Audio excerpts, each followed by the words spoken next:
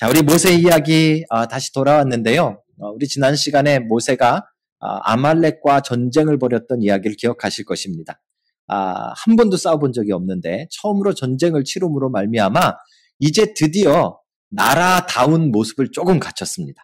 이게 이렇게 좀 한판 싸우고 나면 조금 성숙해지는데 이렇게 하나가 돼서 전쟁을 벌였었기 때문에 조금 더 이제 하나가 되어지는 마음, 또 나라 같은 나라다운 그런 모습을 조금 더 갖춘 것 같습니다. 이때 특이한 일이 하나 기록되어져 있는데요. 그게 오늘 본문인 출애굽기 18장입니다.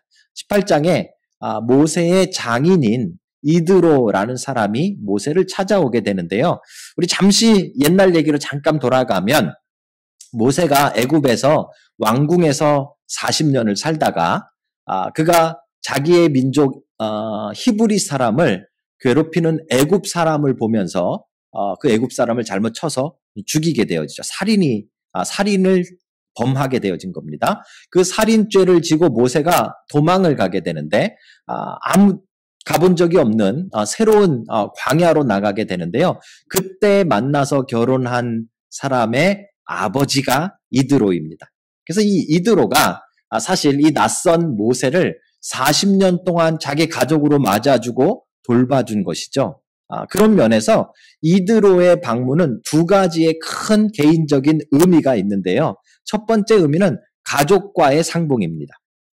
그때 그렇게 하고 이제 하나님 앞에 소명을 받아서 애굽으로 가다가 중간에 여러분 사건이 벌어져서 그 모세의 아내와 아이들은 다시 친정으로 보내고 본인 혼자 애굽에 갔었던 것을 여러분 기억하실 것입니다. 그래서 지금까지 지금 모세의 아내와 아이들 이야기가 없었죠. 지금 모세의 아내와 아이들을 이드로가 데리고 온 것입니다. 그러니까 가족과의 상봉이죠. 정말 이드로가 온 것은 모세에게 아주 놀랍고 기쁘고 감사한 일입니다. 또 한 가지가 있는데 그것은 아까 말씀드린 대로 모세에게 있어서 이드로는 단순히 그냥 가족 정도가 아니라 정말 생명의 은인 같은 사람입니다. 40년 동안 자기를 돌봐줬던 사람이죠. 그래서 이 이드로가 오는 것 자체는요, 이 모세에게 아주 큰 위로와 힘이 되는 그런 사건입니다. 그래서 이제 이드로와 함께 그동안에 하나님께서 어떤 일들을 이루셨는가를 한참 이야기하는 그런 장면이 등장하게 되어지는 것이죠. 이드로가 모세의 이야기를 다 듣고 이드로는 사실 그 미디안 사람이었기 때문에 하나님에 대해서 그렇게 잘 아는 사람이 아니었음에도 불구하고 그가 모세의 이야기를 듣고 나자 하나님께 영광을 돌리기 위하여 제사를 지낸 번제를 가져옵니다. 그리고 그 제사가 큰 잔치가 되어져서 이스라엘의 장로들과 함께 이드로와 모세가 하나님 앞에서 떡을 나누는 아주 놀라운 일이 오늘 본문에 기록되어져 있습니다. 아주 특별한 사건이죠. 아주 이 큰 잔치 같은 그런 일입니다. 자, 여기서 우리 이제 잠깐 우리 현실로 돌아가십시다. 여러분들 이제 한국에서 손님들 찾아오실 거 아닙니까? 그죠? 보니까 지금 장인어른이 찾아오실 만한 분이 거의 안 계시네요. 우리 장로님도 아니신 거고, 그죠? 장인어른이, 이렇게 찾아왔다고 생각을 해보십시다. 아니면 집안에 아주 가까운 삼촌이라도 찾아왔다고 생각해 보십시다. 우리가 제일 먼저 해야 될 것은, 공항에 픽업을 나가야 될 거고, 그죠? 그 다음에 픽업해서 집에 돌아오면 아마 맛있는, 저녁을 여러분들 준비하실 거 아닙니까? 그죠? 오늘 표정들이 다 마스크에 가려서 잘 안 보이는데, 굉장히, 그러지 않으실 분들 같아요. 한국에서 누가 오든 말든 이제 오면 우리가 사실 그렇게 대접하잖아요. 그런 특별한 시간이 되잖아요. 자, 여기까지는 다 비슷한데 그 다음 날 여러분 뭐 하실 겁니까? 그 다음 날 첫날이야 이렇게 우리 한솔자매가 지금 재군한테 물어보는 건가요? 우리 아빠 오면 뭐 할 거야? 이런 거 물어보나요? 네. 이게 찾아오시면 뭐 하실 거예요? 다음 날에 대부분 여러분 뭐 하시죠? 예? 관광 맞습니다. 우리 보통 그 두 번째 날은 여러분 휴가를 내셔서 관광하셔야 되잖아요. 관광 못 하시면 하다못해 점심이라도 웰링턴 어디 근사한 데 가서 드시는 게 보통 우리가 하는 일 아닌가요? 정 안 되시면 저한테 연락하세요. 제가 모시고 장인어른 모시고 제 장인어른 아니지만 남의 장인어른 모시고 제가 맛있는 커피 사드릴게요. 우리 보통 그렇게 해야 됩니다. 그죠? 자, 모세 어떻게 했는가 한번 보십시다. 모세가 18장 13절에 모세의 이야기가 등장하는데요. 이렇게 이야기합니다. 이튿날 모세가 백성을 재판하느라고 앉아있고 백성은 아침부터 저녁까지 모세 곁에 서 있는지라. 아마 모세가 휴가를 못 얻은 것 같아요. 장인어른이 왔음에도 불구하고 휴가를 못 얻어서 오신 그날에는 잔치를 벌이고 다 했는데 그 다음날은 아침 일찍 나가가지고 그가 해야 하는 일을 하고 있는 것이죠. 근데 그가 하고 있는 일이 무엇인가 하면 사람들이 재판을 받으러 오는 것인데 이건 꼭 여러분 소송을 걸고 재판하는 그 재판만 생각하시면 안 되고요. 하나님의 뜻을 묻는 것입니다. 삶에 문제가 생겼을 때 어떤 것이 하나님의 뜻인가를 묻는 것을 여기서 재판이라고 합니다. 모세가 이제 앉아서 그 사람들 사이에 일어난 문제들 이런 것들을 하나님의 뜻이 무엇인지를 가르쳐주는 일을 하는 것이죠. 그런데 출발할 때 보니까 장정만 걸어 다닐 수 있는 남자, 든든한 남자만 60만 명이라 그랬어요. 그러니까 엄청난 숫자가 다 모세한테 찾아와가지고 지금 이러이러한 문제가 있고요. 우리 집 강아지가 도망갔는데 얘가 어땠고요. 이런 얘기를 다 하는 거죠. 그죠? 그걸 모세가 아침부터 이렇게 쭉 듣고 있는 거예요. 이드로가 아침에 일어나서 서희랑 커피나 한잔 할까 하고 갔는데 너무 바쁜 거예요. 얘가 휴가를 못 얻었나 안 얻었나? 난 돌아갔겠죠. 그죠? 점심때가 돼서 점심은 같이 먹겠지 그러고 간 거예요. 근데 모세가 아직도 똑같은 일을 하고 있는 거예요. 얘가 일부러 그러나? 갔겠죠. 그죠? 그리고 또 조금 있다가, 아프터눈 티 시간에는, 아프터눈 차 마실 때는 그래도 좀 시간을 내주겠지. 그래서 갔는데, 그때도 모세는 계속 그러고 있는 거예요. 그죠? 그래서 이드로가 이제 모세에게 이야기합니다. 아니, 이게 어찌됨이냐? 어찌하여 네가 홀로 앉아있고, 백성은 아침부터 저녁까지 네 곁에 서 있느냐? 그죠? 이게 아마 자기랑 안 놀아줘서 그런 것만은 아닌 것 같고요. 이드로가 생각할 때 지금 모세 혼자 너무 고생을 하고 있는데 생각해 보세요. 60만 명이 넘는 그 사람들을 모세 혼자 아침부터 저녁까지 이야기를 들어주고 뭐 이건 이렇게 해야 된다 저렇게 해야 된다 하나님의 뜻을 전달해주는 그 일이 얼마나 불가능해 보였겠습니까? 얼마나 힘들어 보였겠습니까? 그래서 이드로가 아주 가슴을 치면서 도대체 이게 어찌된 일이냐? 네가 왜 혼자서 아침부터 저녁까지 그러고 있느냐라고 물어보는 겁니다. 모세가 이제 뭐 이러쿵 저러쿵 그 상황에 대해서 한참 설명을 했겠죠. 그래서 이제 그 이야기를 듣고 난 이드로가 모세에게 오늘 19절의 이야기를 시작하는 것입니다. 이제 내 말을 들으라. 내가 네게 방침을 가르치리니 이제 조언을 하는 것입니다. 자, 이렇게 한번 해봐라 라고 말하는 것이죠. 하나님이 너와 함께 계실지로다. 너는 하나님 앞에서 그 백성을 위하여 그 사건들을 하나님께 가져오며 그들에게 율례와 법도를 가르쳐서 마땅히 갈 길과 할 일을 그들에게 보이고. 자, 이 부분을 우리가 잘 보셔야 됩니다. 지금 이드로의 이야기는 모세가 지금 하고 있는 일을 집어치워라 라고 말하는 게 아닙니다. 그죠? 모세가 하고 있는 일을 중단해라라는 것이 아닙니다. 모세가 하고 있는 일은 하나님의 율법과 그 다음에 규례를 가르쳐서 백성들이 나아가야 할 길과 해야 할 일을 가르쳐주고 있는 것이기 때문에 이것이 하나님의 나라에선 정말 중대한 일이고요. 이것이 빠지면 하나님의 백성이 아니고 하나님 나라가 아닌 것이죠. 그러니까 정말 중대한 일을 모세는 하고 있습니다. 그리고 이드로는 그것을 계속 해야 할 것이다 라고 말해주는 것입니다. 그렇죠? 하나님 나라는 그냥 사람들만 많이 모여있다라고 되는 것이 아니라 하나님의 나라는 모여있는 그 사람들이 하나님의 뜻을 발견하고 가야 할 길과 해야 할 일을 하나님 안에서 찾아가는 것을 하나님 나라라고 부르는 것입니다. 그렇죠? 숫자가 아무리 60만 명, 100만 명 모여있어도 그들이 다 자기 살고 싶은 대로 살고 있다면 하나님의 나라라고 부르는 것이 아닙니다.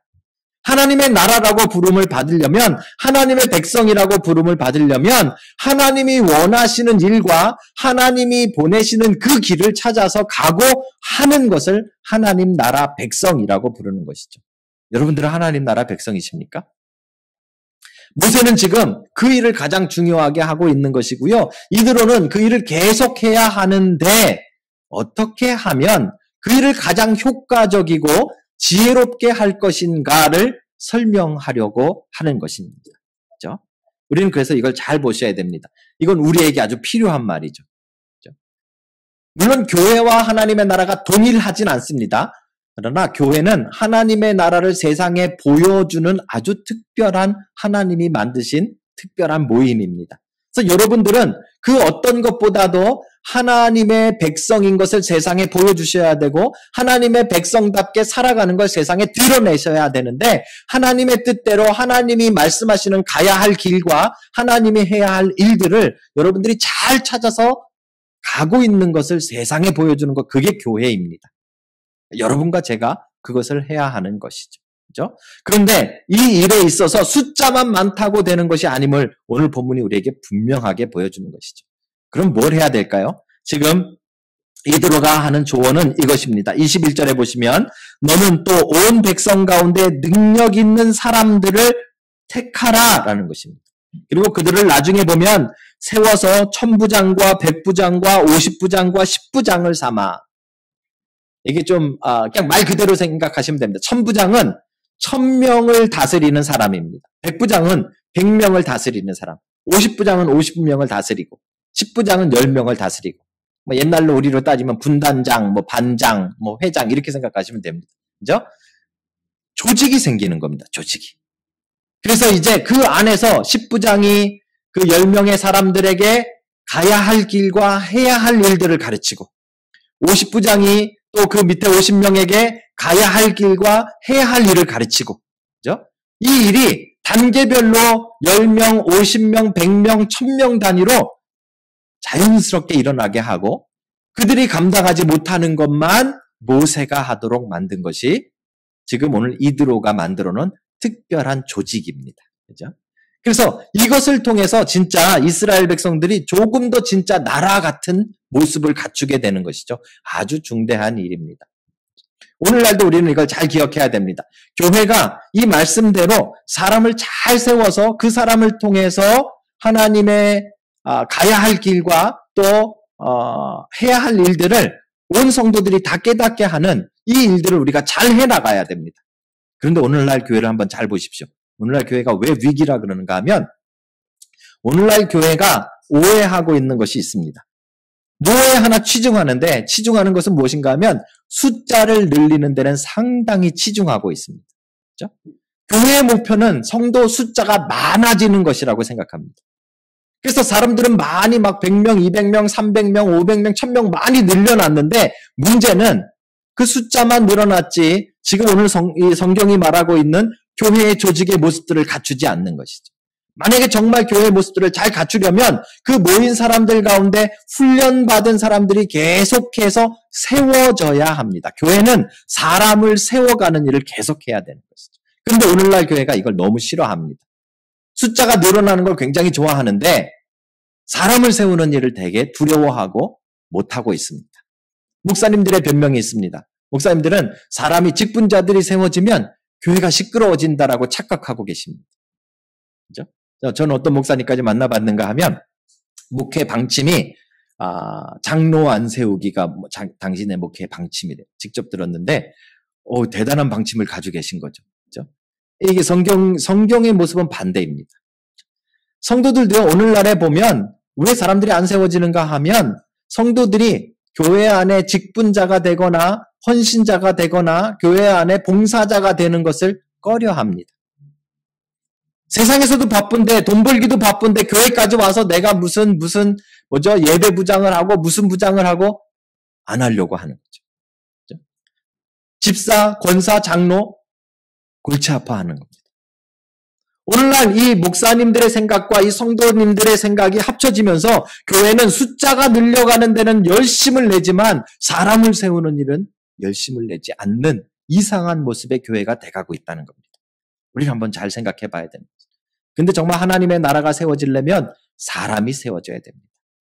저는 고민을 해봤습니다. 왜 목사님들이 그렇게 생각하고 왜 성도님들이 그렇게 생각할까? 왜 사람을 세우는 일에 교회가 성경과 반대로 꺼려하고 힘들어하고 있을까? 실제로 사람을 세웠다가 어려운 일을 당한 경우가 많이 있기 때문에 그렇겠죠. 그렇죠? 아마 여러분들의 경험 속에서도 많은 경험들이 있을 것입니다. 왜 그런 일들이 일어나는지 아십니까? 단 한 가지, 세워야 할 사람을 세우지 못하기 때문에 그렇습니다. 어떤 사람을 세워야 될까? 오늘 그것이 우리의 이야기입니다. 그리고 저는 우리 교회에 그런 분들이 세워지기를 바랄 뿐만 아니라 여러분들이 다 그런 사람이 되어야만 하나님의 나라가 확장된다고 믿습니다. 여러분들이 다 그 세움받는 사람들이 되시길 주의 이름으로 축복합니다. 어떤 사람이 세워져야 되는가는 오늘 본문에 한마디로 이렇게 이야기합니다. 21절에 보십시오. 온 백성 가운데 어떤 사람요? 능력 있는 사람, 능력자를 세우라. 그래서 오늘 하나님 나라의 능력자가 되라 라는 것이 오늘 말씀입니다. 전 여러분들이 다 그 하나님 나라의 능력자가 되시길 바랍니다. 물론 이제 교회에 처음 나오신 분들은 이게 뭔 얘기인가 하실 수 있겠지만 시간이 지나면서 하나님이 여러분들을 교회 공동체 가운데, 세상 가운데, 또 하나님 나라 가운데 세워가시는 그 경험들이 많아지시길 주의 이름으로 축복합니다. 하나님 나라의 능력자가 여러분들이 다 되시길 주의 이름으로 축복합니다. 자, 그럼 누가 능력자입니까? 오늘 그걸 찾아가야겠죠. 제가 이 능력자를 누구라고 생각할까 생각해서 인터넷에 한번 쳐봤습니다. 능력자.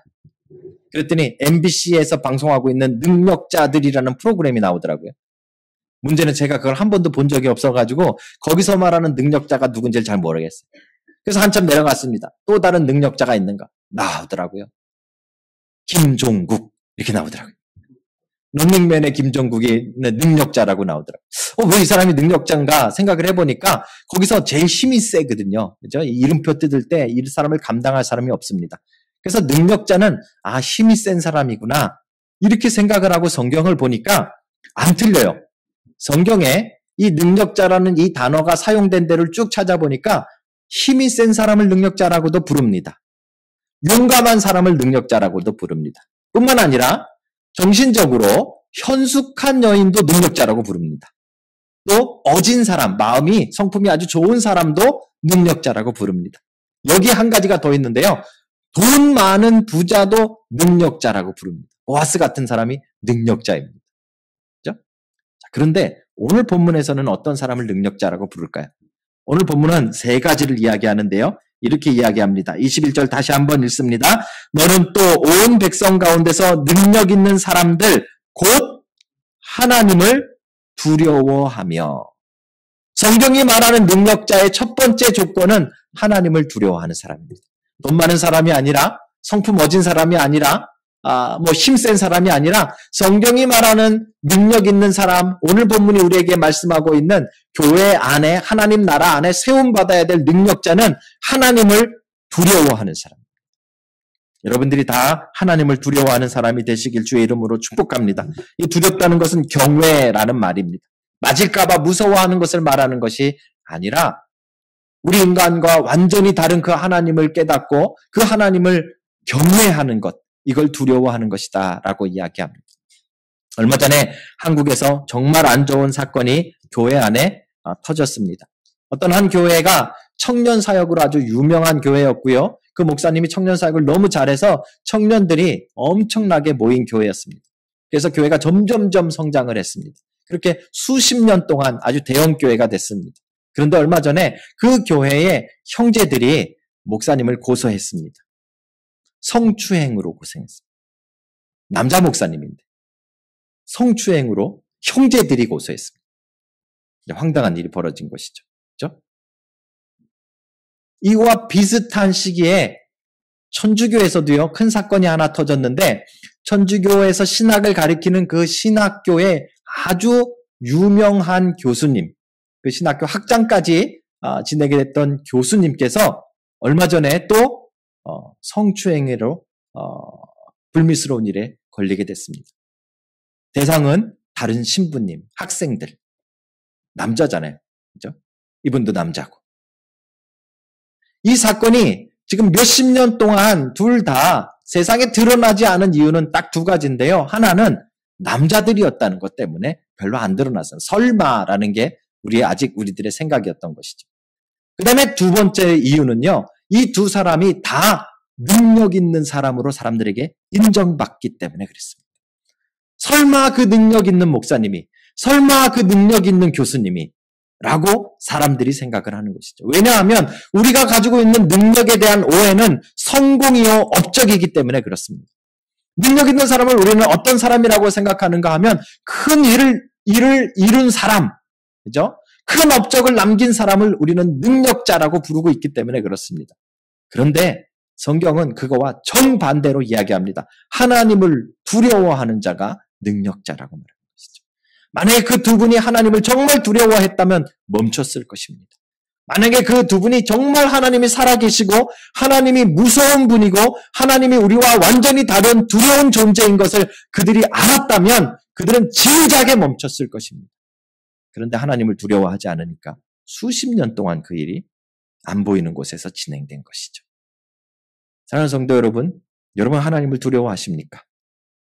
하나님을 두려워하려면 하나님의 존재를 진짜 믿는 사람이어야 합니다.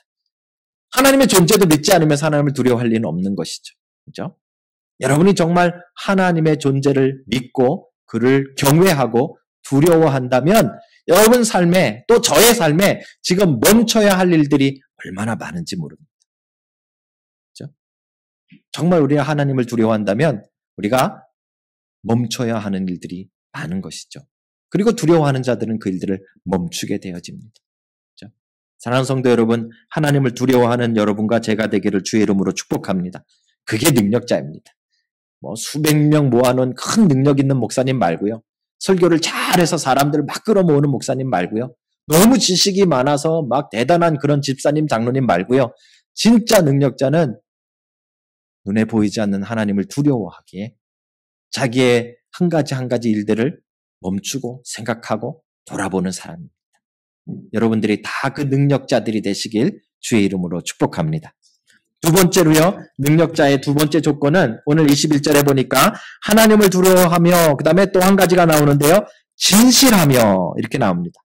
Man of Truth라고 영어 성경에는 번역되어져 있는데 이 원래 단어를 보면 흔들리지 않는 확고한 자 이런 뜻이 있고요. 믿을 만한 사람, 신뢰할 만한 사람 이런 뜻이 있습니다. 이게 오늘 본문에 말하고 있는 진실된 사람입니다. 진실하며. 이 진실이라는 이 말은 원래 하나님의 성품입니다. 하나님이 가지고 계신 진리라는 것에서 왔는데요. 이것이 사람에게 쓰여질 때는 어떤 상황이 와도 흔들리지 않기 때문에 야, 우리가 정말 믿을 만해. 정말 저 사람이라면 괜찮아 라고 생각하는 것을 오늘 진실하며 진실된 사람이라고 말하는 것이죠. 능력자는 다른 사람을 이름표를 힘이 써서 확 뜯을 수 있는 사람이 아니라 능력자는 10명이 덤벼서 막 누를 수 있는 사람이 아니라 능력자는 아무리 어려움이 와도 흔들리지 않기에 믿을 만한 사람. 그 사람이 능력자입니다. 여러분 그 능력자가 되시길 주의 이름으로 축복합니다. 그렇죠? 여기에 우리의 함정은 뭔지 아십니까? 우리는 다른 사람을 신뢰하고 믿을 때 사람들의 말에 속는다는 것입니다. 그렇죠? 그래서 진짜 능력자는 말로 보여주지 않습니다. 그렇죠? 내가 요트가 있는데 요트를 태워준다는 둥, 남섬 여행을 같이 간다는 둥, 그죠? 밥 사주겠다는 둥. 말 가지고는 우리가 믿을 수 없는 것이죠. 그렇죠? 정말로 믿으려면 뭘로 믿어야 되는가? 오늘 20절에 보시면요. 그들에게 율례와 법도를 가르쳐서 마땅히 갈 길과 할 일을 그들에게 보이고 이것이 해야 하는 일인데 이 일은 하나님의 율법과 그 다음에 하나님의 법도를 가르쳐야 되는 것이기 때문에 말로만은 안 된다는 말입니다. 뭐가 있어야 되죠? 행동이 있어야 되는 것이죠. 그 행동이 정말 믿을 만하고 그 행동이 정말 신뢰할 만한 자를 성경이 말하는 지금 능력자라고 말하는 것입니다. 사랑하는 성도 여러분, 여러분들의 행동은 어떠합니까? 말 말고요. 말은 아마 제가 제일 잘할걸요. 제가 밥 사준다 그랬던 사람도 꽤 많잖아요. 그죠? 그래 놓고 안 산 사람 많잖아요. 말은 그렇게 누구나 뻔지르하게 할 수 있습니다. 진짜는 뭐예요? 행동으로. 그죠? 진짜 행동으로 하는 사람을 우리는 실력자라고 부르는 것이죠. 여러분들이 그 행동으로 믿을 만한 사람, 행동으로 신뢰할 만한 사람, 행동으로 어려움이 와도 흔들리지 않는 확고한 사람이 다 되시기를 주의 이름으로 축복합니다. 마지막으로요. 능력자 세 번째 조건은요. 오늘 본문에 보시면 한 가지가 더 있는데 불의한 이익을 미워하는 자 21절에 계속 보시면 됩니다. 곧 하나님을 두려워하며 진실하며 불의한 이익을 미워하는 자. 이게 세 번째 조건이에요. 불의한 이익, 의롭지 않은 이익, 이것은 두 가지가 있는데요. 하나는 약탈한 것입니다. 다른 사람의 것을 강제로 빼앗는 것, 다른 사람을 누르고 뭐 정신적으로든 힘으로든 다른 사람을 힘들게 하고 그 사람의 것을 내 것으로 삼는 것을 불이한 이익이라고 말합니다. 그리고 또 하나의 불이한 이익은 뇌물입니다. 내 이익을 위해서 그죠? 정도를 벗어나 다른 사람들의 것을 받아내는 것, 이것을 불이한 이익이라고 말합니다. 약탈을 했던 아니면 뇌물을 받았던 이것을 하는 사람은 실력자가 아니다라고 성경이 말하고 있는 것이죠. 여러분 어떻게 생각하십니까? 문제는요, 우리가 물질에 대해서 너무 약하다는 것입니다. 이 물질에 대해서 우리가 유혹을 받는데 이 물질에 대한 유혹이 여러분과 저에게 다 있다는 것입니다. 그래서 이 물질의 유혹 앞에서는 가끔 우리가 불의한 것도 눈을 감으려고 하는 마음이 우리 안에 유혹처럼 있다라는 것이죠. 그죠? 제가 언젠가도 우리 어른들에게 말씀드렸는데 우리 청년들은 못 들으신 분들이 있으니까 한번 더 해드릴게요. 제가 예담교회라는 교회를 오클랜드에서 개척해서 처음에 막 이제 으쌰으쌰 막 시작할 때입니다. 리더들을 뽑았습니다. 리더들이 한 6, 7명 같이 예배를 마치고 조그마한 방에 이렇게 동그랗게 모여 앉아가지고 이제 회의를 시작하려고 이제 교회를 어떻게 하면 우리가 더 잘 세울까 이제 이 얘기를 막 시작하려고 다 앉았는데 앉자마자 목사님 저한테 주목 안 하고 본인들끼리 막 계속 뭐라 그러죠? 잡담을 계속 하시는 거예요. 그래서 왜 이러시나? 오늘 왜 이렇게 오늘 뭐가 관심이 많으세요? 그랬더니요. 그날이 주일날 저녁이었는데 그 전날 로또가 40 밀리언까지 됐던 뭐 어저께인가는 뭐 더 됐다면서요? 엄청났다면서요. 그죠? 40 밀리언까지 됐던 그런 때였습니다. 그러니까 막 서로 얘기를 막 하는데요. 안 산 사람이 없는 거예요. 로또를. 교회 리더들 6, 7명이 샀는데 다 안 산 사람. 나중에 제일 믿었던 우리 나이 드신 집사님까지 지갑을 열어보더니 목사님 저도 샀습니다. 보여줘. 이 40 밀리언이면 얼마예요? 이 엄청난 금액이 되다 보니까 사람들 마음이 일단 다 거기에 다 쏠린 거예요. 그래서 뭐 목사가 뭐 교회를 위해서 회의하자도 지금 관심이 없는 거예요. 그 얘기 막 하느라고. 뭐 누가 탔냐 어떻게 됐냐 막 그 얘기 하느라고. 그죠?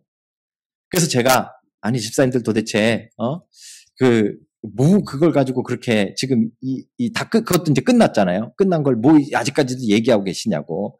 그랬더니 한 집사님이 저한테 그러시는 거예요. 아우 정말 이것만 되기만 했었으면 제일 먼저 목사님 집 한 채 사드리고 그리고 교회에 11조 내고 막 얘기를 하시는 거예요.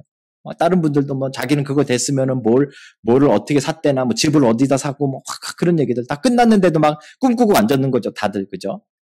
그래서 제가 이제 그만들 하시게 다 진정을 시키고 회의를 하고 집에 갔습니다. 누워서 자려고 이제 하루를 정리하면서 기도를 하려고 탁 생각을 했는데 제 머릿속에 하나님 혹시 그 중에 한 명이 꼭 로또를 맞아야 한다면 저 집 사준다는 그 집사님이 맞으면 어떨까요? 그렇죠? 우리의 마음이요 물질에 대해서는 참 약합니다.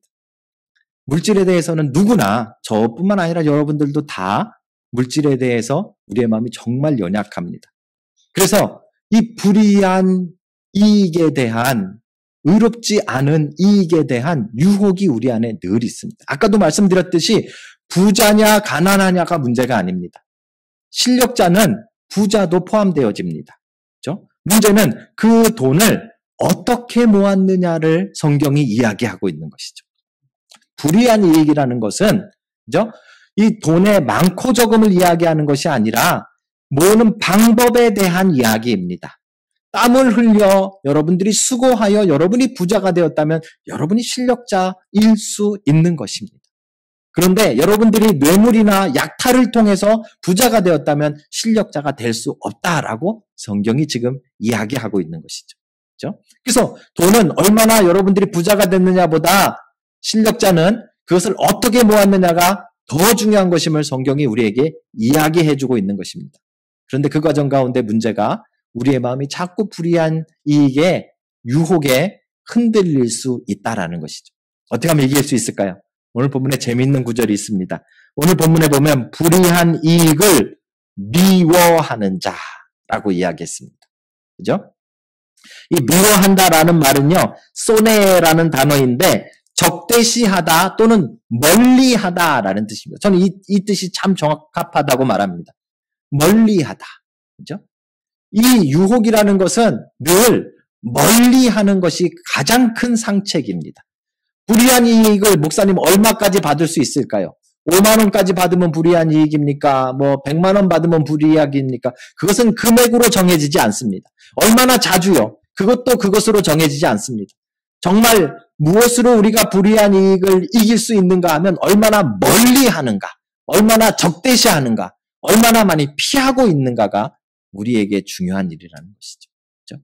그것을 잘 피하고 멀리하고 있는 사람이 바로 실력자다라고 성경이 우리에게 이야기하고 있는 것입니다. 사랑하는 성도 여러분, 여러분들이 그 실력자가 되시길 주의 이름으로 축복합니다. 하나님 나라의 실력자는 하나님을 두려워하고 흔들리지 않은 믿을 만한 사람이어야 하고 진실된 사람이죠. 그리고 불이한 이익을 멀리하는 사람입니다. 이 세 가지가 성경이 말하고 있는 실력자의 조건입니다. 교회는 이런 사람들을 세워가야 되고 하나님의 나라는 이런 사람들을 통해서 확장되고 세워지는 것입니다. 숫자만 많이 늘어난다 그래서 하나님 나라가 확장되는 것이 아니고 그 가운데 이런 실력자들이 많이 나오는 것이 정말 하나님 나라가 확장되는 것임을 믿는 여러분 되시길 주의 이름으로 축복합니다. 오늘 우리가 이 자리에서 이 말씀을 들었습니다. 그죠? 여러분의 삶이 정말 하나님 나라 실력자의 삶이 되시길 주의 이름으로 축복합니다. 실질적입니다. 하나님을 두려워하시고, 그죠? 어려운 가운데서도 흔들리지 않는 믿을 만한 사람이 되시고, 그리고 불의한 이익을 멀리할 수 있는 여러분들이 되어서 하나님 나라가 여러분 손에 맡겨지는 역사를 이루시길 주의 이름으로 축복합니다.